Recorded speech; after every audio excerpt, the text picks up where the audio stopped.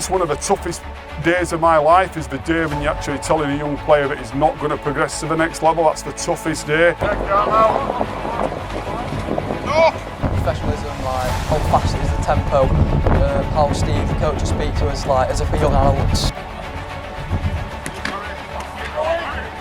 It's really competitive, you're competing with everyone who plays rugby.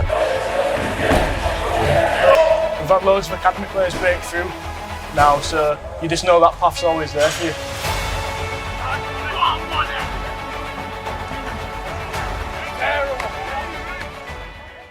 Jack Twig, 14. My name's Logan Blacker, I'm 15 and I play full-back.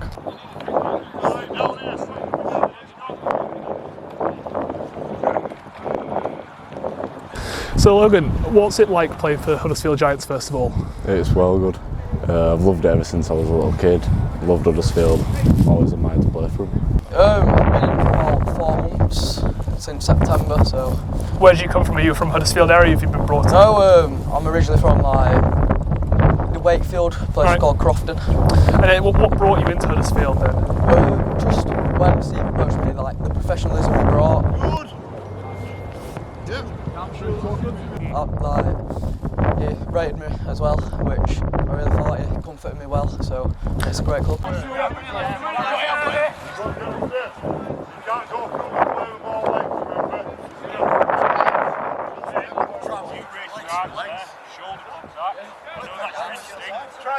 And obviously we mentioned your granddad Brian before. Does it help a little bit knowing that he's also played for the club? Does it sort of feel like you're following in someone's footsteps there? Not really, because that's not really what I want to do. I want to create my own path. That's all I want to do really. A couple of lads had mentioned that. So what is it you want to achieve then in Rugby League? First of all, my first thing, I want to get to the academy. That's my first goal in mind, and then secondly, obviously the first team, that's every lad's dream. I'd love to make it to the top level in the Super League, play for Huddersfield.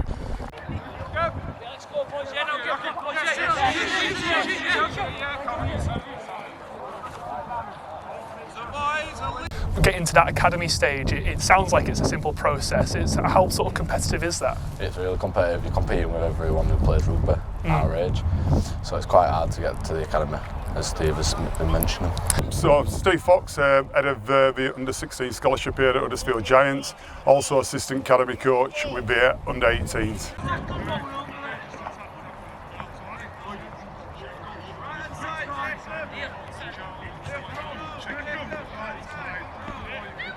So Steve, what's it like as someone who's very involved in rugby league? You're a part of the England women's team during the Rugby League World Cup, coming back into this environment with the scholarship squad at the Huddersfield Giants. What's it like being here for you? It's really good.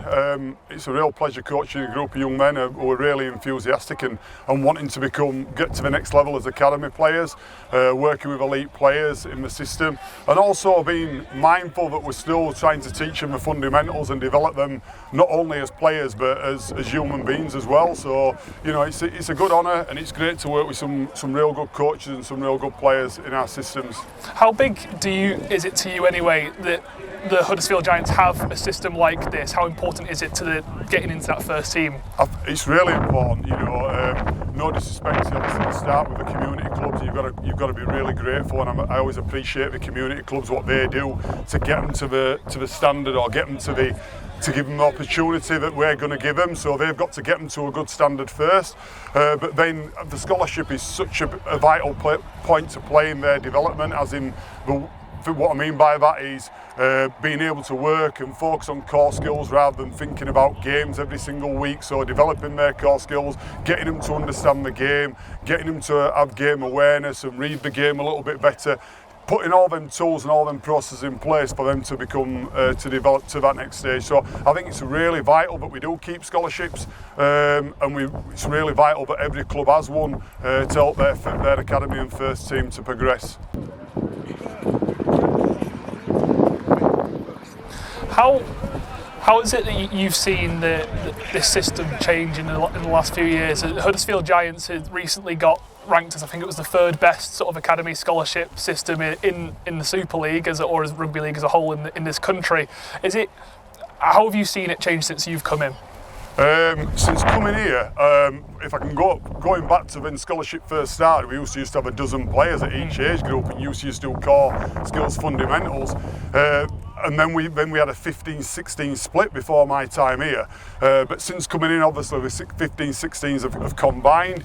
Obviously they've now got a full-time position with myself. We have other dedicated members of staff that are solely for the under-16s, where before they were relying solely on volunteers. So we've become a lot more professional as a club, as an organisation.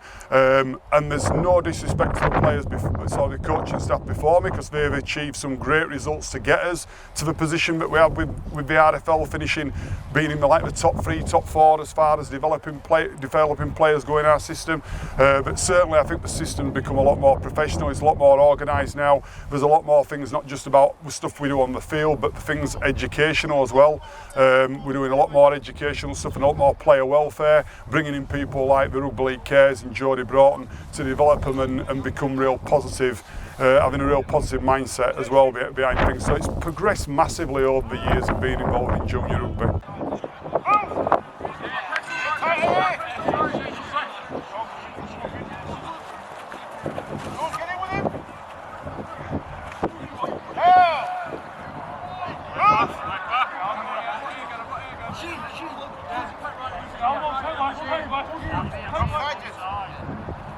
One of the things I spoke to a couple of lads about before was having the first teamers come down and help out. Aidan McGowan obviously is someone that was mentioned to us who comes down here and helps out, and it's how big is it in terms of a motivating factor for these lads? Is it for, and how good is it for you as a coach to see those lads coming down and helping out? I think first of all, on your first point of the question, Aidan's coming, he's been great for the system. He's been really, really good. He's very mature for his age, and he's fitted in really well with the coaching system. With regards to the players, I think it's really good that they're saying basically the fundamentals, how important it is, and when you've got top level athletes coming in and they're banging the nail and saying, you know, it's really important is your pass, catch, the basic skills what sometimes get overlooked within communities, or the players maybe think that they need to be above that.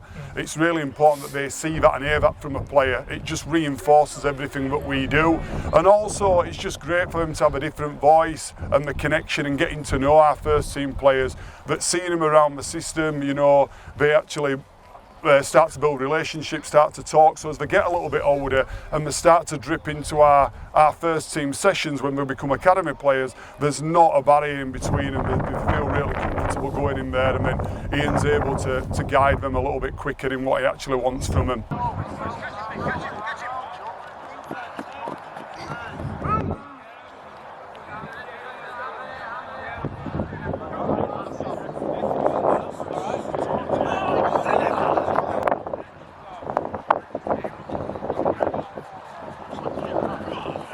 We've spoken about a couple of the first team lads who come down and help out. There's a lot of inclusion around. I know Aidan comes down and helps you when he's not away in Spain, but what's it like having the first teamers come down and help out and be included in your sort of training? It's good because we can see like just little things that we can tweak and they can help us tweak that.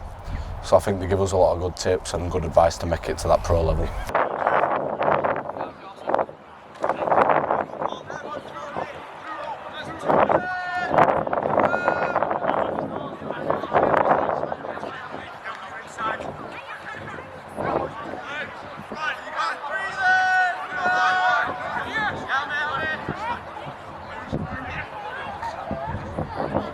Have you always been a rugby league fan? Yeah, always. Are you a fan of anyone in particular? Huddersfield. Nice one. That's the first person who's given that answer, so that's a good one. Would you like to one day play for Huddersfield first team in the Super League? Yeah, absolutely. Who do you sort of follow after then? First of all, probably Danny Bruff, I'd say. He was probably my first big hero. And then now I'm leaning towards Lola Hare and what he's accomplished.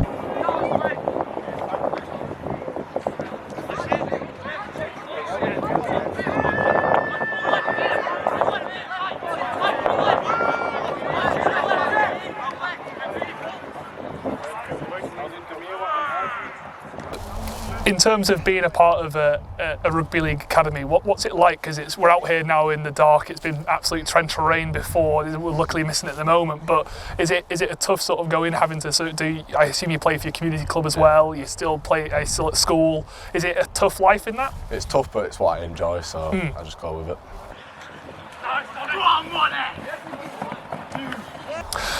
And finally, once you get into the later stages of your life and you're hopefully playing in that first team, what are the goals that you have in mind at the moment? Do you have anything you're even thinking about that? Only goal really for now is make that academy. That's my only goal at the minute.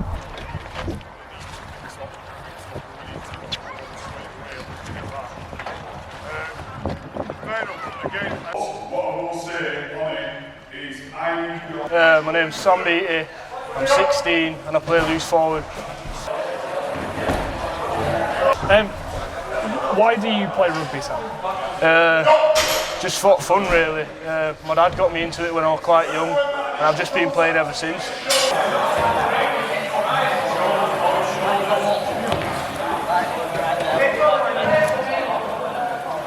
Have you been a fan of rugby league for a long time since you were a kid? Oh yeah, it's my only sport I've ever played really. I dabbled in a bit of football but I wasn't very good, so I just chose to play rugby. Have you been a fan of the Huddersfield Giants specifically since you were a kid? Or no, I were a Rhinos fan, but changed my mind since I've come here. Just being in club and knowing how the team wants to succeed for the fans.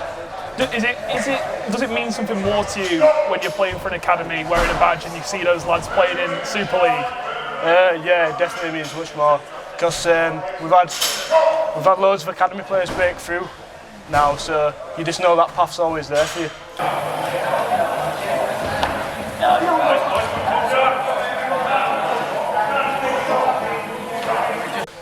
Does that inspire you then? Yeah, lads go through playing the first team, especially at the moment. There's so many lads playing there. Yeah, you just know that Ian Watson's got faith in his youth. Really, it just gives you hope that could be you when we get a bit older. That we could be one of the next stars to break through into the first team. So that's what we're doing here. Really, we're just trying to develop his skills as much as possible to try and break through into that first team.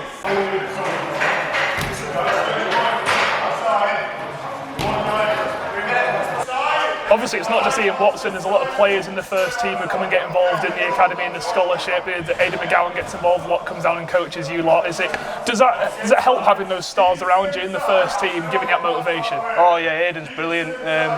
When he's coming down and speaking to you, he's always very positive. He's got a nice spirit about him, and the way he talks about the game, he's just he knows what he's talking about and he knows how to explain it to us. So, what is it you want to achieve in rugby league then, Sam? Well, I've always wanted to play first grade rugby league, but I really want to go over and play in NRL one day, hopefully. If I keep going at it, then yeah, just want to make it in Super League first though. Yeah, it's small steps at a time. How are you doing at the moment as a player? Because you're a big lad. Is it feel easy at the moment, or is it getting harder? Oh, it's getting harder, yeah. Yeah, it's definitely getting harder. People are catching up. I've been a big lad all the time, really. So I used to running over the top of people.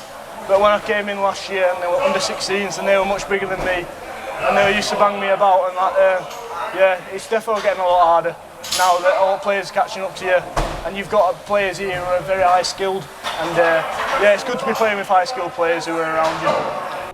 And finally, a lot of lads, the goal is, for the meantime, to get into that next step of the academy. Yeah. What is the goal for you working with these lads? Because obviously not all of them will make it, but you've got to make that decision and develop them all equally anyway. Yeah, I mean, obviously everybody gets treated equally and everybody gets the opportunity and gets the tools given to them to try and get to that next level.